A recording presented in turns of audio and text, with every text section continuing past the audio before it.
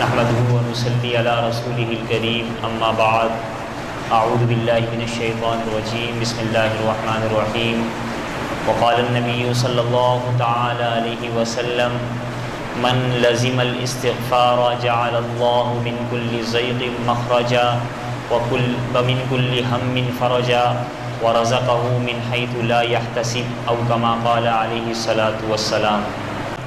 میں نے حدیث مبارکہ تلاوت کی، اس میں نبی دو عالم صلی اللہ تعالی علیہ وآلہ وسلم نے ارشاد فرمایا کہ من لزم الاستغفار، جس نے استغفار کو لازم پکڑا، اللہ کے سامنے توبہ کرنے کو، بخشش مانگنے کو لازم پکڑا، من لزم الاستغفار جعل اللہ من کل ضیق مخرجا، تو اللہ تعالیٰ اس کے لیے ہر تنگی میں نکلنے کا راستہ بنا دیں گے۔ جب بھی اسے تنگی پیش آئے گی تو کوئی نہ کوئی آسانی آ جائے گی جس سے وہ تنگی میں جو ہے محسوس نہیں کرے گا، آسانی سے نکل آئے گا۔ من کل ضیق مخرجا ومن کل ہم فرجا۔ دوسری بات یہ ارشاد فرمائی کہ ہر غم میں اللہ تعالیٰ اس کے لیے کشادگی پیدا کر دیں گے۔ اسے غم ہوگا، مصیبت ہوگی، وہ استغفار کرے گا تو وہ غم اس کا راحت میں چینج ہو جائے گا، راحت میں تبدیل ہو جائے گا۔ اور تیسری بات آپ علیہ الصلوۃ والسلام نے یہ ارشاد فرمائی وَرَزَقَهُ مِنْ حَيْثُ لَا يَحْتَسِبُ، کہ اللہ جگہ سے رزق دیں گے کہ جہاں سے اس کا وہم و گمان بھی نہیں ہوگا، اگر وہ استغفار کرتا ہوگا۔ آج ہمیں پریشانی یہی ہے نا، رزق کی، کاروبار کی، کمائی کی، بزنس کی پریشانی ہے، تو ہم اللہ کے سامنے ذرا گڑ گڑائیں تو صحیح، مانگے تو صحیح۔ ہم دوسری جگہوں پہ جاتے ہیں، اللہ کے سامنے سرب سجود ہوں، جس نے روزی اور رزق کے فیصلے فرمانے ہیں، جس نے روزی اور رزق کا وعدہ کیا ہوا ہے، وہ اللہ ہمیں روزی اور رزق ہماری بہتری کے مطابق، ہماری بھلائی کے مطابق عطا فرمائیں گے۔ اور نبی دو عالم صلی اللہ تعالی علیہ وآلہ وسلم کے بارے میں آتا ہے، خود آپ علیہ الصلوۃ والسلام کم از کم روزانہ 100 بار استغفار کیا کرتے تھے۔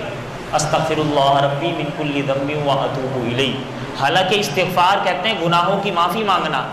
نبی صلی اللہ علیہ وسلم سے گناہ کہاں ہوا ہے؟ آپ علیہ الصلوۃ والسلام تو بخشے بخشائے ہیں، ان سے گناہ ہو ہی نہیں سکتا۔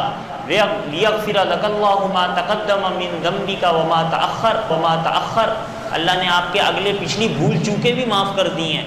جب سب چیزیں معاف ہیں، اس کے باوجود حضور علیہ الصلوۃ والسلام کی توجہ اور آپ علیہ الصلوۃ والسلام کی دلچسپی استغفار مانگنے کی کتنی ہے، امت کو بتانے کے لیے کہ میری امت اٹھتے بیٹھتے چلتے پھرتے اللہ تعالیٰ کے سامنے استغفار مانگے۔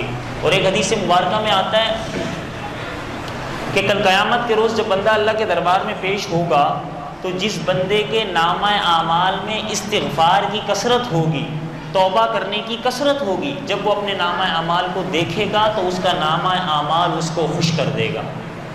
کیا مطلب؟ گناہ ہو چکے ہیں لیکن اس نے استغفار اتنا کر دیا ہے کہ اس استغفار کی وجہ سے اللہ تعالیٰ اس کے گناہوں کی پردہ پوشی فرما دیں گے۔